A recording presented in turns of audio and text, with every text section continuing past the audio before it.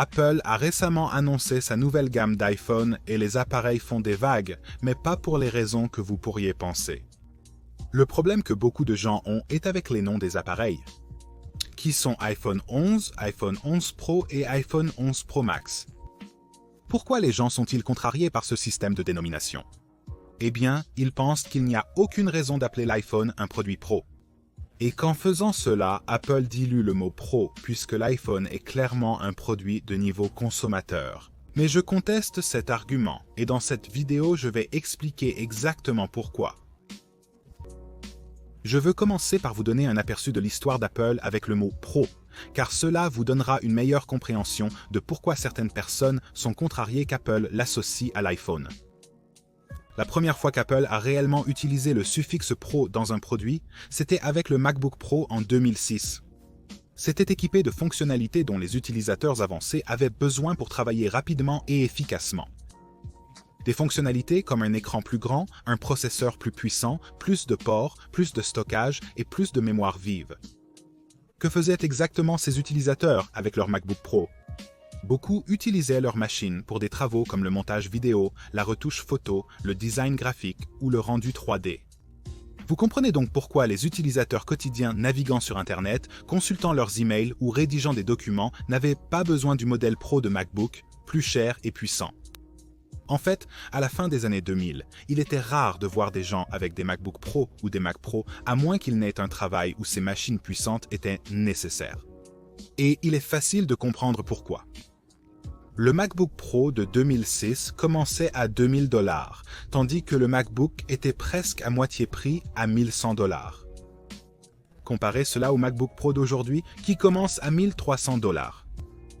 Mais cette comparaison n'est pas vraiment juste, parce que le MacBook Pro d'aujourd'hui est très différent du modèle de 2006.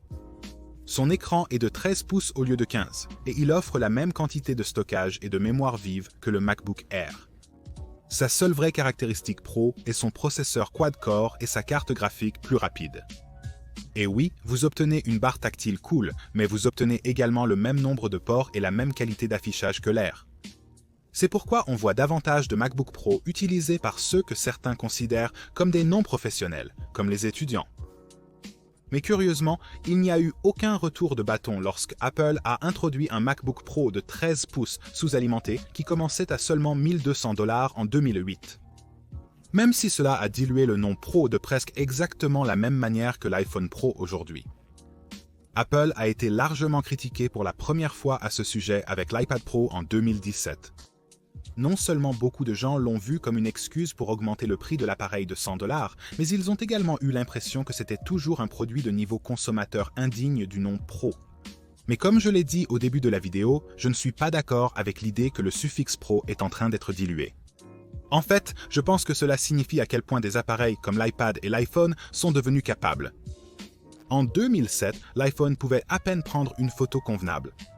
Mais aujourd'hui, il prend de meilleures photos que la plupart des appareils photo. Sans parler de tous les outils d'édition de photos intégrés avec un marché d'applications qui pousse ses capacités photographiques encore plus loin. C'est pourquoi nous voyons des iPhones utilisés professionnellement. Le réalisateur oscarisé Claude Lelouch a tourné des parties de son dernier film avec un iPhone, disant « Orson Welles aurait adoré tourner avec un iPhone. Cela changera l'histoire du cinéma. » Cela fait-il officiellement de l'iPhone un appareil pro? Faut-il plus d'utilisateurs professionnels pour le qualifier? Si oui, combien? Il n'y a pas de division claire entre l'utilisateur professionnel et occasionnel, contrairement à ce que certains peuvent penser. En effet, les utilisateurs professionnels deviennent des utilisateurs occasionnels après le travail. Et les utilisateurs occasionnels n'ont-ils pas parfois besoin d'outils puissants pour monter une vidéo de vacances en famille ou pour créer un livre photo à l'aspect professionnel? Je pense qu'il y a plus de chevauchement entre utilisateurs professionnels et occasionnels qu'on ne le reconnaît. Au fur et à mesure que la frontière entre ces deux catégories s'estompe, il en est de même pour les produits Apple. Considérez simplement le fait que les appareils mobiles d'aujourd'hui sont plus puissants que les ordinateurs ne l'étaient il y a 10 ans. Alors, quand l'appareil a-t-il cessé d'être occasionnel pour devenir professionnel? En une minute, je peux passer de jouer à Words with Friends sur mon iPad à éditer une vidéo en 4K.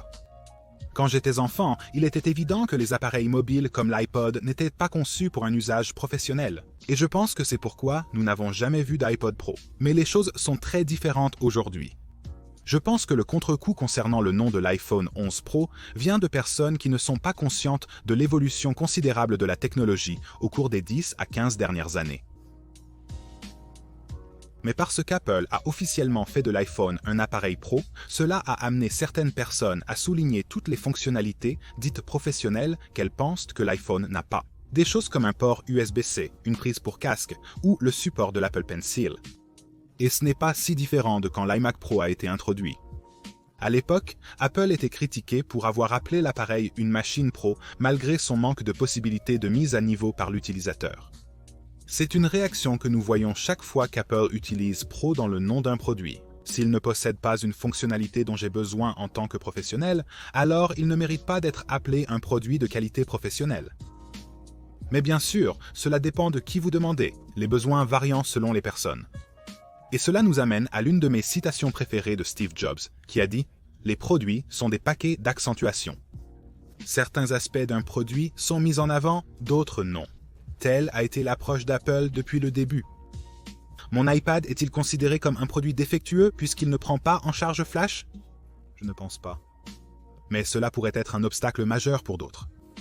Si c'est nécessaire pour son travail, cette personne devrait chercher une tablette compatible avec le Flash. Et je pense que la même attitude peut être appliquée à la situation actuelle de la dénomination Pro des produits d'Apple. Mais il faut aussi noter que le nouveau système de nommage de l'iPhone avait des raisons marketing.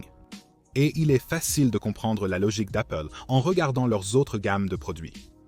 Il y a le MacBook Air et le MacBook Pro, puis il y a l'iPad mini, l'iPad Air et l'iPad Pro. Mais en ce qui concerne l'iPhone, il y avait l'iPhone XR, XS et XS Max. Le premier problème avec ces noms est que l'iPhone le plus populaire, le XR, avait un nom qui laissait entendre qu'il était inférieur aux autres modèles. Tout comme l'iPhone SE, l'iPhone XR sonnait simplement comme un téléphone à budget. Et je ne pense pas qu'Apple voulait que leur iPhone le plus populaire soit commercialisé de cette façon, même si c'était techniquement la vérité. Donc, lorsqu'il s'est agi de nommer les nouveaux iPhones, Apple voulait établir son modèle le plus abordable comme la référence, et rendre clair que les deux modèles plus chers étaient des offres premium. Et ils ont fait cela en nommant simplement le modèle le plus abordable iPhone 11, au lieu de iPhone 11R, comme beaucoup de rumeurs le prédisaient. Mais cela a créé un problème. Comment Apple différencierait-il les deux modèles premium lorsque le nom iPhone 11 était déjà pris? Eh bien, ils ont dû ajouter un suffixe. Et lequel a le plus de sens? Certainement pas Air, qui est utilisé pour les modèles de produits à prix plus bas, comme le MacBook Air et l'iPad Air. Et si vous vous demandez pourquoi Apple n'a pas nommé l'iPhone économique l'iPhone 11 Air, cela nous ramène à mon point initial. Apple ne voulait pas qu'aucun modèle d'iPhone ait un nom qui sonne économique. Au lieu de cela, ils ont seulement ajouté un suffixe qui implique un appareil haut de gamme, et c'était Pro. Donc iPhone 11 et iPhone 11 Pro. Afin de différencier le modèle plus grand de 6,5 pouces, Apple a repris le suffixe Max des iPhones de l'année dernière. Et cela nous a donné le nom d'iPhone le plus long de l'histoire, avec 7 syllabes, l'iPhone 11 Pro Max. Il est à noter qu'Apple n'était pas le premier à utiliser le suffixe Pro pour ses smartphones. Xiaomi et Huawei avaient tous deux des modèles qui incluaient Pro avant Apple. Bien que je comprenne la frustration de certains face à l'utilisation libérale du terme Pro par Apple, je pense que c'est un témoignage de l'évolution de l'industrie qui mérite d'être célébré. Le fait que des professionnels comme les médecins et les cinéastes utilisent le même appareil pour travailler et pour se détendre après une longue journée est assez impressionnant. L'iPad et l'iPhone sont capables d'être utilisés comme des machines pro tout en étant utilisés comme des machines de jeu ou des machines Netflix. Et je pense que cette frontière entre un appareil pro et un appareil décontracté ne fera que s'estomper davantage à l'avenir. D'accord les gars, merci d'avoir regardé et je vous verrai la prochaine fois.